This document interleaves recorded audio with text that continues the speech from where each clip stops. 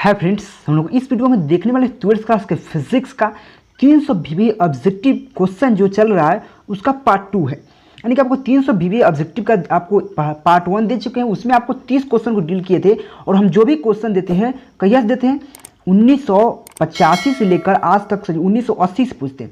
यानी कि 1980 से लेकर आज तक जो भी क्वेश्चन पूछा गया है सभी क्वेश्चन को हम डील करते हैं। जैसे कि ये भी क्वेश्चन आपको सामने जो यहाँ पे 31 नंबर क्वेश्चन है, क्योंकि 30 क्वेश्चन दे चुके हैं, उसका लिंक डिस्क्रिप्शन में, उसको जरूर देख लीजिएगा या आपको प्लेलिस्ट में मिल जाएगा, ठीक ना।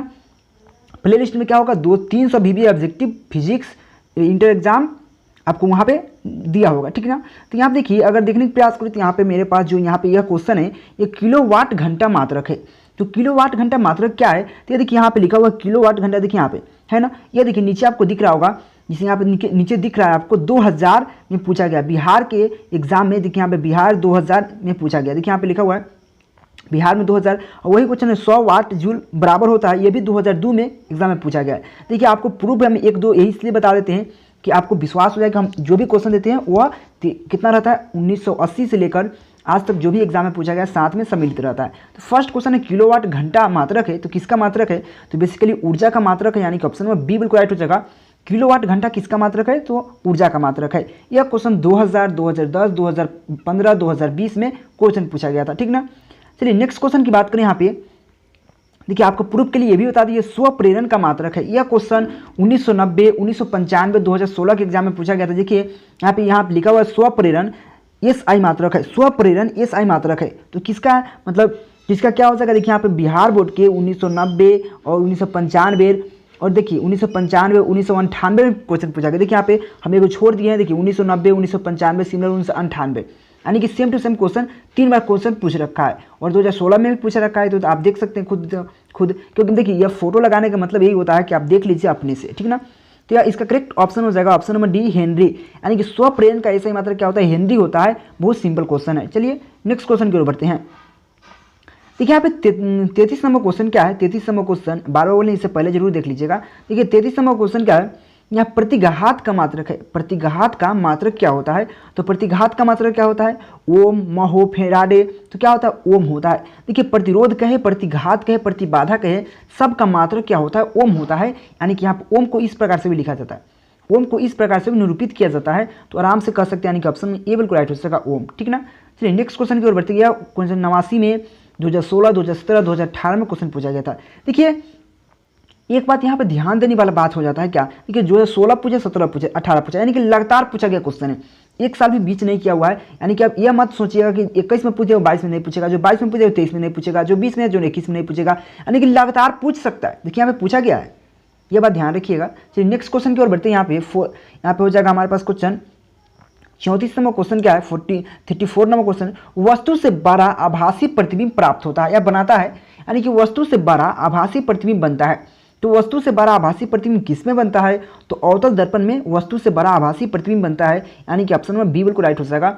ये क्वेश्चन 1984 में क्वेश्चन पूछा गया था, ठीक ना। चलिए नेक्स्ट क्वेश्चन की ओर बढ़ते हैं। देखिए नेक्स्ट क्वेश्चन क्या है, यहाँ पर ट्रिक समझिए, एक ट्रिक समझाएंगे आपको। देखिए इन प्रकार के अर्धचालक में मुख्य धारावाहक होता है। देखिए एक होता है पी प्रकार, यानी कि पी टाइप सेमीकंडक्टर, एक होता है एन टाइप सेमीकंडक्टर। यह क्वेश्चन आपको सब्जेक्टिव में मिलेगा, टेंशन मत लीजिए, उसको पढ़ा रखें, जरूर देखिएगा। अगर नहीं देखिएगा तो कोई बात नहीं, फिर से एक बार पढ़ा देंगे, ठीक ना। देखिए पी टाइप और एन टाइप सेमीकंडक्टर मुख्य धारावाहक क्या होता है, जैसे कि आपको बताने पर एन और एक पी होता है। तो पी के लिए तो होता क्या, पहले दोनों को ट्रिक समझिए। देखिए एन टाइप कह दिए, यहाँ पे एन टाइप, यानी कि एन टाइप और इलेक्ट्रॉन में कुछ संबंध आ रहा है। अब पढ़िए, देखिए एन इलेक्ट्रॉन, एन इलेक्ट्रॉन। अब बताइए जब एन पढ़ रहे हैं या इलेक्ट्रॉन पढ़ रहे हैं तो कुछ ना कुछ संबंध आ रहा है। और प्रोटॉन में इलेक्ट्रॉन में कुछ संबंध आएगा, सॉरी प्रोटॉन और, देखिए पहला बात, प्रोटॉन तो होता नहीं, अल्फा कौन होता नहीं, ये पहले तो गलती हो गया। होता क्या है, बीवर होता है, यानी कि होल, चीज़ को छिद्र बोला जाता है, छिद्र कह सकते हैं या होल्स कह सकते हैं या बीवर भी कह सकते हैं, या इलेक्ट्रॉन, यही दोनों में से एक होता है, ठीक है ना। तो यहाँ पे आपको कन्फ्यूजिंग हो जाता है कि कौन पी टाइप के लिए है, कौन एन टाइप के लिए है। देखिए जब एन लिखा हुआ है यानी कि इलेक्ट्रॉन जो है एन से कुछ ना कुछ संबंध हो रहा है, यानी कि इलेक्ट्रॉन हो जाएगा, यानी कि मुख्य धारावाहक क्या हो जाएगा, इलेक्ट्रॉन। यानी कि ऑप्शन में सी बिल्कुल राइट। वही अगर पी टाइप का होता है, यहाँ पे पी टाइप का होता है तो यहाँ पे बीवर होता है, होल्स होता है, यानी कि छिद्र कह सकते हैं, ठीक ना। यह 1996, 1998, 2021 में क्वेश्चन पूछा गया था। चलिए नेक्स्ट क्वेश्चन की ओर बढ़ते हैं। 36 नंबर क्वेश्चन क्या है, विद्युत आवेशों के बीच लगने वाला बल को कहते हैं। जो विद्युत आवेश होता है उसके बीच जो लगने वाला बल है उसको कौन बल दिया जाता है? तो फैराडे का नियम होता है, कूलम का नियम होता है। तो कौन है? तो कूलम का नियम दिया जाता है। यानी कि दो आवेशों के बीच ये आप कह सकते हैं जो विद्युत आवेश है उसके बीच जो लगने वाला बल होता है वो बेसिकली कूलम का नियम से लगाया जाता है। यानी कि ऑप्शन में बी बिल्कुल राइट हो सकेगा। यह क्वेश्चन 1999 में क्वेश्चन पूछा गया था। ठीक है, नेक्स्ट क्वेश्चन की ओर बढ़ते हैं। प्लीज़ आप लोग चैनल को सब्सक्राइब करके बेल आइकन में दबा दीजिएगा। देखिए यह क्वेश्चन आपको बोलिए बहुत ईजी क्वेश्चन है, फिर भी आपको मैं इसलिए लगा दिया। देखिए 1984 में क्वेश्चन पूछा गया है। देखिए हमें बगल में देखिए, बगल में प्रूफ देखिए यार, प्रूफ। तो देखिए इलेक्ट्रॉन पर आवेश होता है। इलेक्ट्रॉन पर आवेश क्या होता है? तो इलेक्ट्रॉन पर आवेश क्या होता है? 1.6 × 10⁻19 कूलम होता है। यानी कि बी में देखिए 37 का बी देखिए बिल्कुल राइट हो जाएगा। यानी कि देखिए यहाँ पे यह 1984 में क्वेश्चन पूछा गया है, ये बी नंबर बिल्कुल राइट है। यानी कि देखिए यहाँ पे देखिए यह क्वेश्चन आपको हम खोज के आपके लिए लाते हैं क्वेश्चन कि कौन किस बार पूछा गया है, कौन से इंपॉर्टेंट है, ठीक ना। तो यह हो जाएगा करेक्ट ऑप्शन में बी, 1.6 × 10⁻19 कूलम होता है इलेक्ट्रॉन पर आवेश, ठीक ना। चलिए नेक्स्ट क्वेश्चन की ओर बढ़ते हैं। यहाँ पे नेक्स्ट क्वेश्चन हमारे पास क्या हो जाएगा? देखिए बहुत ईजी क्वेश्चन है। जैसे कि यहाँ पे क्वेश्चन क्या है, देखिए आपको एक एक करके 3 ओम का, देखिए आपको एक एक ओम के 3 प्रतिरोध दिए गए हैं। यानी कि 1 ओम फिर 1 ओम, यानी कि 3 गो ओम, यानी कि आपको एक एक ओम के 3 प्रतिरोध दिए गए हैं, ठीक ना। जिसके संयोजन की न्यूनतम प्रतिरोध प्राप्त करना है। तो क्या कैसे प्राप्त कर सकते हैं? यह क्वेश्चन देखिए 1986 1998 में क्वेश्चन पूछा गया। आपको देखिए 3 ओम यानी कि 1 ओम के और 1 ओम के, फिर आपको बताने का प्रयास करिए 1 ओम और 1 ओम, यानी कि 3 ओम, यानी कि 1 ओम 1 ओम 1 ओम, यानी कि एक एक ओम के 3 प्रतिरोध, यानी कि 3 प्रतिरोध आपको दिए गए हैं। उससे आपको न्यूनतम प्रतिरोध प्राप्त करना है। तो न्यूनतम प्रतिरोध प्राप्त करने के लिए आप उसको समांतर क्रम में जोड़ दीजिए। यानी कि 1/r इसको तो लिख सकते हैं 1/1 ओम प्लस 1/1 ओम प्लस 1/1 ओम। जब 1 सबके जोड़िएगा कि तो क्या हो जाएगा? मेरे पास 3 हो जाएगा। यानी कि किसके बराबर? 1/r = 3 आएगा। 1/r = 3। जब r का वैल्यू याद कीजिएगा तो ऊपर r हो जाएगा, तो 1/3 हो जाएगा। यहाँ पे चाहे क्रॉस मल्टीप्लाई कीजिएगा तो क्या हो जाएगा? 3r = 1 हो जाएगा। 3r = 1 जब इधर कीजिएगा तो r = क्या हो जाएगा? 1/3 हो जाएगा। बिल्कुल होगा कि नहीं? क्यों 3 इधर आएगा, तो यानी कि ऑप्शन नंबर डी बिल्कुल राइट हो जाएगा। फिर समझिएगा, जब आप समांतर क्रम में जोड़िएगा 1 ओम करके, तो इस प्रकार से जुड़ता है 1/r1 होता है 1/r2, क्योंकि सब एक एक ओम के हैं तो सब रख दीजिए मान और आराम से ज्ञात कर सकते हैं। तो r का वैल्यू आएगा 1/r 1/3 ओम आएगा, ठीक ना। यानी कि ऑप्शन नंबर डी बिल्कुल राइट हो जाएगा। यह क्वेश्चन 1986 1998 में क्वेश्चन पूछा गया था। चलिए नेक्स्ट क्वेश्चन की ओर बढ़ते हैं। यहाँ पे 39 नंबर क्वेश्चन क्या है? 39 नंबर क्वेश्चन क्या है? अणुचुंबकीय पदार्थ की प्रवृत्ति होती है। देखिए अणुचुंबकीय पदार्थ की प्रवृत्ति क्या होती है? तो यह क्वेश्चन बहुत इंपॉर्टेंट क्वेश्चन 1992 2019 में भी क्वेश्न पूछा गया। देखिए 1992 और 2019 में क्वेश्चन पूछा गया। क्वेश्चन एक था कहाँ पूछा? 1992 में, फिर कहाँ पूछ दिया? 2019 में। तो यह ध्यान रखिएगा, जो भी 2000 पहले से एग्जाम में पूछा गया है वह कोई भी नहीं बताएगा। जो 2009 से एग्जाम में जो पहले पूछा गया है, कोई ऐसा आप यूट्यूब पर खोज के रहिए नहीं बता सकता, लेकिन आपको प्रूफ के साथ बताते हैं, ठीक ना। तो अणुचुंबकीय पदार्थ की प्रवृत्ति क्या होती है? तो क्या होती है? तो स्थिर होती है। यानी कि ऑप्शन नंबर बी बिल्कुल स्थिर होती है। जो अणुचुंबकीय पदार्थ की प्रवृत्ति क्या होती है? स्थिर होती है। यानी कि ऑप्शन नंबर बी बिल्कुल राइट हो जाएगा। चलिए नेक्स्ट क्वेश्चन की ओर बढ़ते हैं। यहाँ पे 40 नंबर क्वेश्चन क्या हमारे पास? देखिए चुंबकीय, यानी कि चुंबकीय आघूर्ण का SI मात्रक होता है। चुंबकीय आघूर्ण का SI मात्रक क्या होता है? तो एम्पियर मीटर स्क्वायर होता है। एम्पियर मीटर स्क्वायर कह सकते हैं। यानी कि ऑप्शन ए में देखिए एम्पियर मीटर स्क्वायर चुंबकीय आघूर्ण का SI मात्रक होता है। यह क्वेश्चन 1997 1999 में क्वेश्चन पूछा गया था BSCB के, यानी कि बिहार बोर्ड के एग्जाम में, ठीक है ना। तो यानी कि बहुत इंपॉर्टेंट क्वेश्चन है। चलिए नेक्स्ट क्वेश्चन की ओर बढ़ते हैं। देखिए ऐसा नहीं कि 2000 के बाद नहीं पूछा गया, लेकिन हम वहाँ पर ध्यान नहीं दिए, क्योंकि देखिए वो तो आपके पास भी अवेलेबल है ना, लेकिन ये तो आपके पास अवेलेबल नहीं है ना कि 1990 में पूछ दिया, 1993 में पूछ दिया, ये तो आपके पास नहीं है। देखिए 41 नंबर क्वेश्चन क्या है? एक विशिष्ट चालक की सतह से, यानी कि एक विशिष्ट चालक की सतह के किसी बिंदु पर विद्युत क्षेत्र की तीव्रता होती है।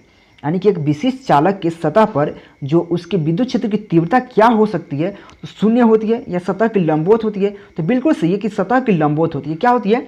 तो सतह की लंबवत होती है। जब विशिष्ट चालक, जब सतह की बात करें कोई बिंदु पर, यानी कि किसी बिंदु पर जब चुंबकीय क्षेत्र की तीव्रता की बात कर रही है, तो हम लोग सतह के लंबवत होगा, परपेंडिकुलर होगा। बहुत सिंपल क्वेश्चन है। यह क्वेश्चन 1999 में क्वेश्चन 1993 में क्वेश्चन पूछा गया था, ठीक ना।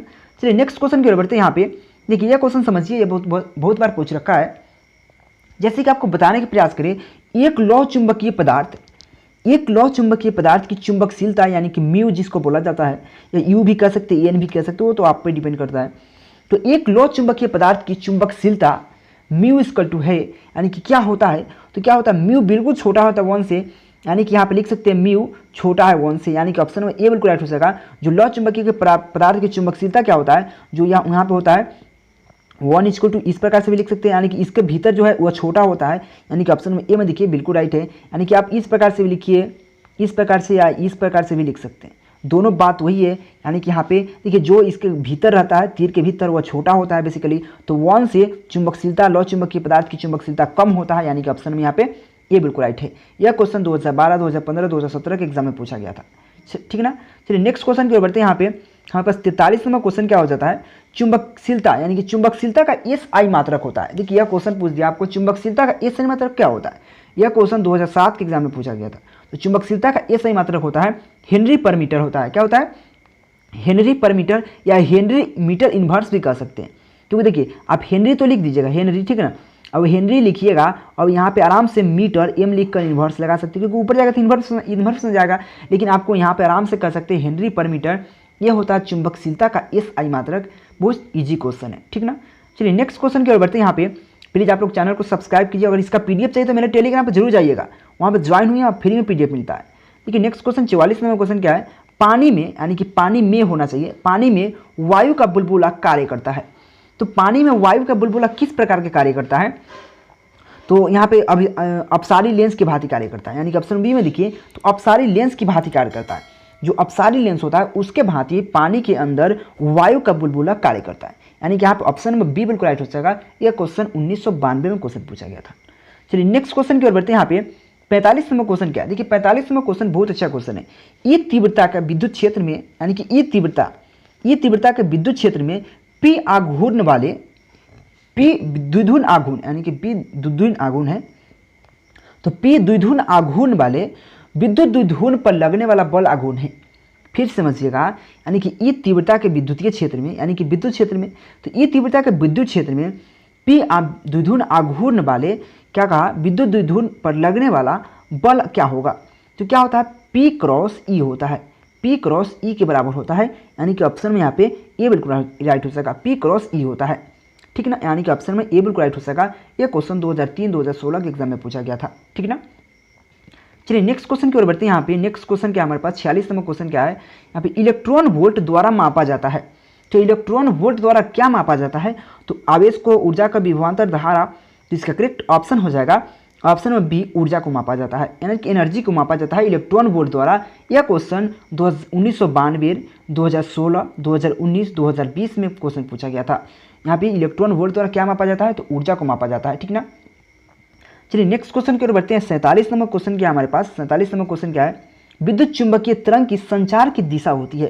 देखिए विद्युत चुंबकीय तरंग की संचार की दिशा किस प्रकार होती है, कहाँ होती है, तो इसका यह देखिए 2015, 2017, 2019 में पूछा गया है, जिसका करेक्ट ऑप्शन हो जाएगा ऑप्शन नंबर डी, ई क्रॉस बी के समांतर होती है। यानी कि विद्युत चुंबकीय जो तरंग होती है वो बेसिकली ई क्रॉस बी के समांतर बिल्कुल जाती है, यानी कि ऑप्शन में यहाँ पे डी बिल्कुल राइट हो जाएगा, ठीक ना।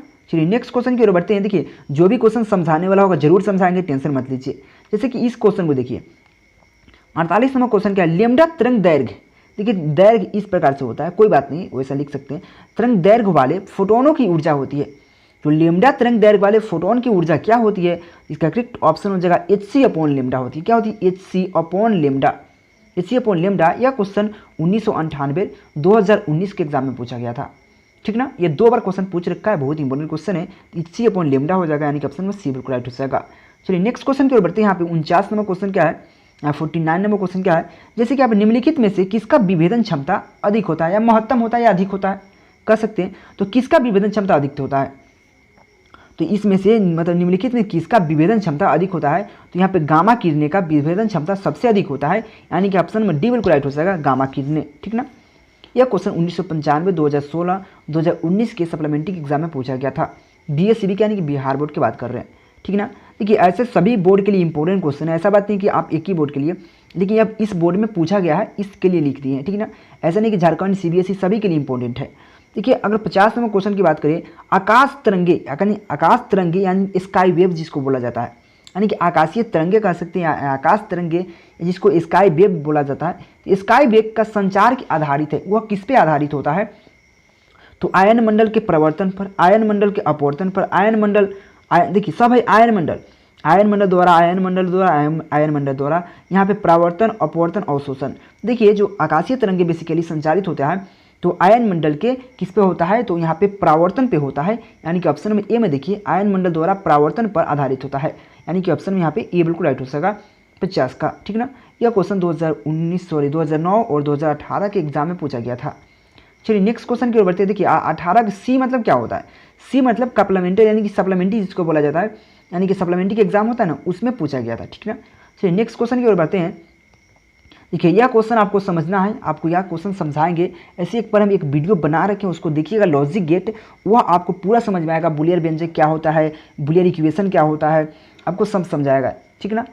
वहाँ पे द्विधारी सब पढ़ाए हुए हैं, अगर नहीं देखें तो कोई बात नहीं, आपका लिंक डिस्क्रिप्शन में दे देंगे या प्लेलिस्ट में पड़ा हुआ है।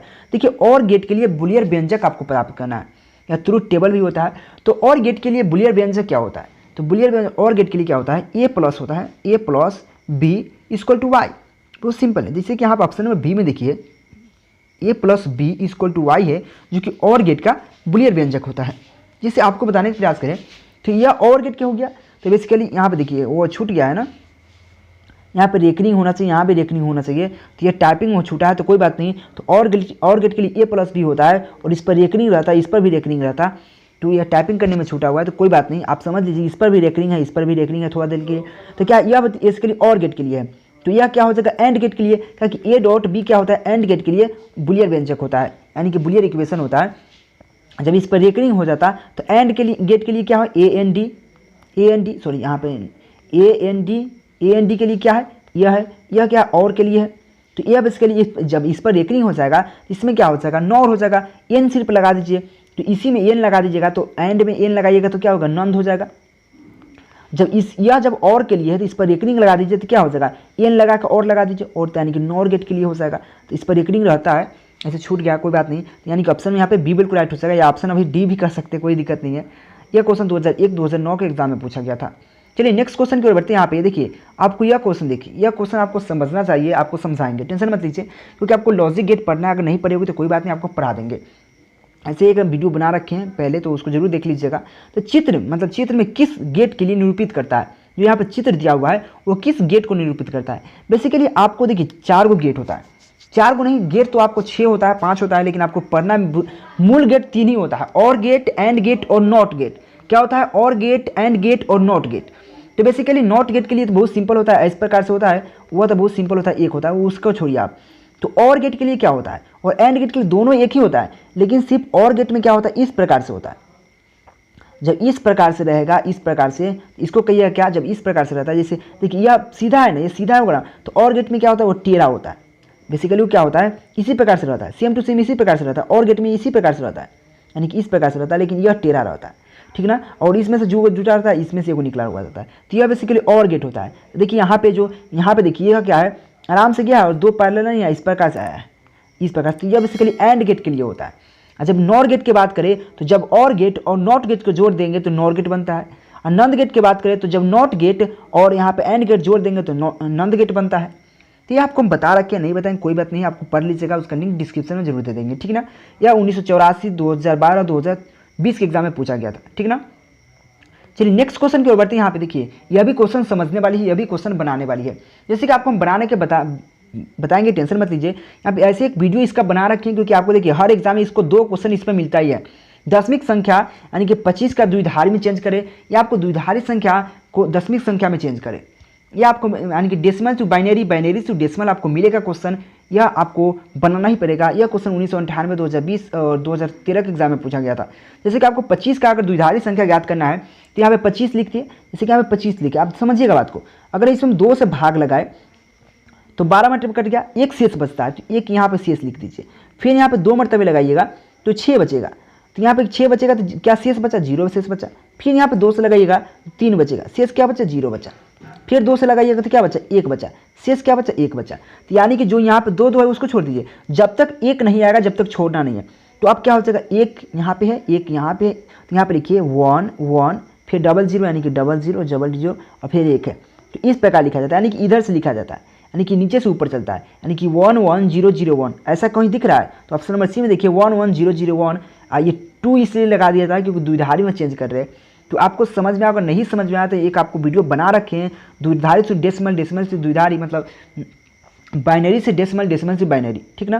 तो यह आपका ऑप्शन नंबर सी बिल्कुल राइट हो जाएगा। अब आपको इतना आपको दे देता, आप कहता कि आपको दशमिक संख्या में बदलिए, तो किस प्रकार बदलते हैं, तो इसको भी आपको हम बता देते हैं, थोड़ा समझा देते हैं। जैसे कि यहाँ पे 1 1 है, तो सबसे पहले 1 है तो 1 गुने 2, क्योंकि किस में बदल रहे हैं हम लोग, दशमिक में बदल रहे हैं, तो 2 उसका पावर क्या होगा, टोटल संख्या क्या है, तो 2 4 5 है ना, तो एक कम लिखेंगे यानी कि 4 लिखेंगे, और फिर गुने प्लस क्या लिखेंगे, फिर मेरे पास यहाँ पे क्या है, यहाँ पे जो यहाँ पे 1 है तो 1 लिखेंगे, जैसे यहाँ पे प्लस हो गया तो 1 लिखिए, फिर गुने क्या लिखेंगे 2 लिखेंगे, उसका पावर क्या देंगे तो 1 घटा के 3 लिखेंगे, फिर प्लस क्या देंगे प्लस, अब यहाँ पे क्या है 0 है तो यहाँ पे 0 लिखेंगे, गुने क्या लिखेंगे 2 लिखेंगे, उसका पावर क्या लिखेंगे तो 3 हो गया तो 2 लिखेंगे, फिर क्या प्लस लिखेंगे, फिर क्या है तो 0 है तो 0 गुने क्या लिखेंगे 2 लिखेंगे, 2 के पावर क्या हो जाएगा 1 हो जाएगा क्योंकि 2 हो गया, फिर क्या लिखेंगे प्लस लिखेंगे, फिर क्या लिखेंगे तो यहाँ पे 1 है तो 1 गुने क्या लिखेंगे 2, उसका पावर क्या हो जाएगा 0, तो देखिए 4 3 2 1 0 यानी कि 5 हो गया, 1 2 3 4 5। अब देखिए सबको क्या कहिए कि इसको जब गुना कीजिएगा तो यानी कि 2 के पावर 4 क्या हो जाएगा 16 आ जाएगा,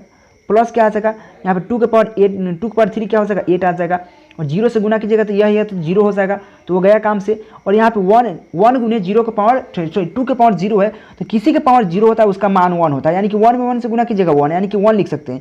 तो यहाँ पे 16 को 8 को क्या होगा 24 को 1 25 हो जाएगा, यानी कि आप आराम से आ गया, यानी कि इसको ज्ञात कीजिए 25 आ गया, जब इसको ज्ञात कीजिए 25 आ गया तो आराम से बना सकते हैं द्विधारी, तो डेसिमल और डेसिमल से द्विधारी, ठीक ना।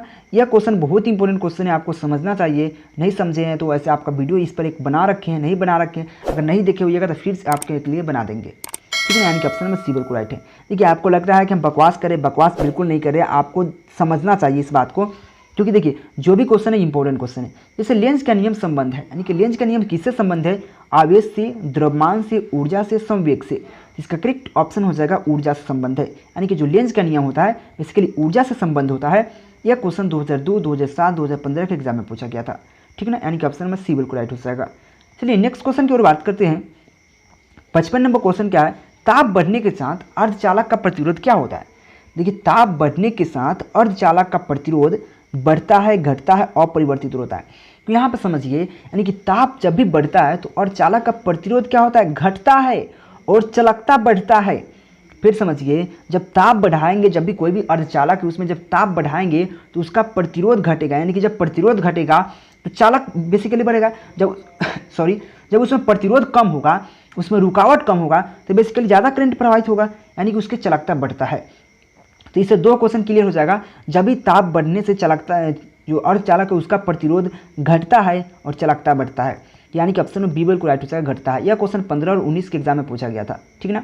चलिए नेक्स्ट क्वेश्चन की ओर बढ़ते हैं। यहाँ पे 56 नंबर क्वेश्चन क्या है, किसी बिंदु स्रोत से, यानी कि किसी बिंदु स्रोत से परिमित दूरी पर तरंगार्घ होता है, यानी कि किसी बिंदु से, यानी किसी बिंदु से परिमित दूरी पर जो तरंगार्घ होता है कैसा होता है, तो तरंगार्घ क्या होता है, गोलीय होता है, यानी कि ऑप्शन में ए बिल्कुल राइट हो जाएगा, गोलीय। यानी कोई भी निश्चित बिंदु होना चाहिए, वहाँ से या कोई भी बिंदु स्रोत से परिमित दूरी पर जो तरंगार्घ होता है गोलाकार होता है, यानी कि ऑप्शन में यहाँ पे ए बिल्कुल राइट हो जाएगा। यह क्वेश्चन 2019 के एग्जाम में पूछा गया था। चलिए नेक्स्ट क्वेश्चन की ओर बढ़ते हैं। यहाँ पे देखिए बोलते बोलते हम भी थक जाते हैं यार, प्लीज़ आप लोग इतना मेहनत किए, चैनल को सब्सक्राइब करके बेल आइकन में दबा दीजिएगा और इसका पीडीएफ जाकर ले लीजिएगा फ्री में। जैसे यहाँ पे 47 नंबर क्वेश्चन क्या है, प्रकाश तंतु संचार, यानी कि प्रकाश तंतु संचार निम्न में से किस घटना पर आधारित है, यानी कि प्रकाश तंतु संचार निम्न में से किस घटना पर आधारित है। तो किस घटना पर आधारित है, तो सिंपल हो जाएगा, इसका पूर्ण आंतरिक परावर्तन के घटना पर आधारित होता है। जो प्रकाश तंतु संचार होता है वो बेसिकली पूर्ण आंतरिक परावर्तन पर आधारित होता है, यानी कि ऑप्शन में यहाँ पे ए बिल्कुल राइट हो जाएगा 57 का, ठीक ना। यह क्वेश्चन 2018 के एग्जाम में पूछा गया था। नेक्स्ट क्वेश्चन की ओर बढ़ते हैं। यहाँ पे देखिए आपका नेक्स्ट क्वेश्चन आ जाता है, यहाँ पे देखिए नॉर गेट, एंड गेट। आपको बताया अभी और गेट के लिए क्या होता है। देखिए और गेट यहाँ पे एन लगा दिए हैं, तो और गेट के लिए क्या होता है, ऑप्शन में बी है। देखिए A plus B equal to Y, और गेट के लिए होता है। तो नॉर गेट के लिए क्या हो जाएगा, ए प्लस बी के ऊपर रेकरिंग लगा दीजिए या बार लगा दीजिए, इसको कह सकते हैं। ठीक है, यहाँ पे रेकरिंग या बार इसको कह सकते हैं, यानी कि ऑप्शन नंबर डी बिल्कुल राइट हो जाएगा। यानी यहाँ नॉर गेट के लिए हो जाएगा ऑप्शन नंबर डी, और गेट के लिए क्या हो जाएगा option number B, and gate के लिए क्या हो जाएगा ऑप्शन नंबर ए, और नॉट सी नंद गेट के लिए क्या हो जाएगा ऑप्शन नंबर सी, ठीक है ना। यह क्वेश्चन 2019, 2015, 2016 के एग्जाम में पूछा गया था। तो ये 2009 है ना, 2009, 19 नहीं 9, ठीक है ना। यानी कि ऑप्शन में यहाँ पे डी बिल्कुल राइट हो जाएगा। चलिए नेक्स्ट क्वेश्चन की ओर बढ़ते हैं। प्लीज़ आप लोग चैनल को सब्सक्राइब करके बेल आइकन दबा दीजिएगा। देखिए नेक्स्ट क्वेश्चन क्या है, 59 नंबर क्वेश्चन क्या है, निम्नांकित में कौन सी विकिरण निम्नलिखित में कौन से विकिरण विद्युत क्षेत्र द्वारा यानी कि विद्युत क्षेत्र द्वारा विक्षेपित नहीं होता है, यानी कि कौन सा ऐसा किरण है जो विद्युत क्षेत्र होता है उसके द्वारा विक्षेपित नहीं होता है। तो अल्फा किरण, कैथोड किरण, गामा किरण, इनमें से कोई नहीं। तो इसका करेक्ट ऑप्शन हो जाएगा गामा किरण, जो बेसिकली विद्युत क्षेत्र द्वारा विक्षेपित नहीं होता है, और एक्स किरण भी जो होता है विद्युत क्षेत्र द्वारा विक्षेपित नहीं होता है। अगर यहाँ पे एक्स किरण, गामा किरण की जगह अगर एक्स किरण भी रहता तो बिल्कुल राइट हो सकता है, यह ध्यान रखिएगा। तो एक्स किरण भी सही हो जाएगा, गामा किरण भी सही है, यानी कि ऑप्शन में यहाँ पे सी बिल्कुल राइट हो जाएगा। ये क्वेश्चन 2012 के एग्जाम में पूछा गया था।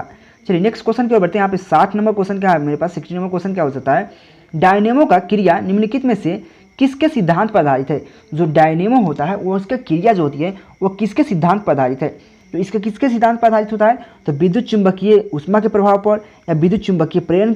तो यहाँ बिल्कुल राइट हो जाएगा बी नंबर, विद्युत चुंबकीय प्रेरण पर आधारित है। जो डायनेमो का कार्य सिद्धांत होता है वो बेसिकली विद्युत चुंबकीय प्रेरण के कार्य पर, जो विद्युत चुंबकीय प्रेरण होता है उस पर बेसिकली आधारित होता है, यानी कि ऑप्शन में बी बिल्कुल राइट हो जाएगा। यह क्वेश्चन 2016, 2018, 2019 के एग्जाम में पूछा गया था, ठीक ना। बहुत ही इंपॉर्टेंट क्वेश्चन है। देखिए इस वीडियो में आपको इतना ही रखेंगे, इसके बाद आंसर आता है। तो 31 से लेकर यहाँ पे 60 तक जो आंसर है आराम से देख सकते हैं। तो देखिए जो भी क्वेश्चन है बहुत इंपॉर्टेंट क्वेश्चन है। इसका पीडीएफ आपको कहाँ मिलेगा, टेलीग्राम पे। तो वीडियो को अच्छा लगा जरूर बताइएगा, नए चैनल को सब्सक्राइब करके बेल आइकन दबाइएगा, क्योंकि आपके लिए इतना मेहनत की हुई, इतना मेहनत से टाइपिंग की होती है। प्लीज़ आप लोग चैनल को एक बार सब्सक्राइब तो कर दीजिए और लाइक भी जरूर कर दीजिएगा। तो थैंक यू।